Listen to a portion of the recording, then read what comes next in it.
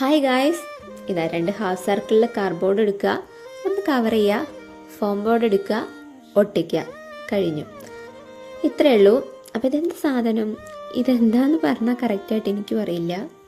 വേണമെങ്കിൽ നമുക്ക് ഇതിനൊരു ട്രേ എന്നൊക്കെ വേണമെങ്കിൽ പറയാം അല്ലേ.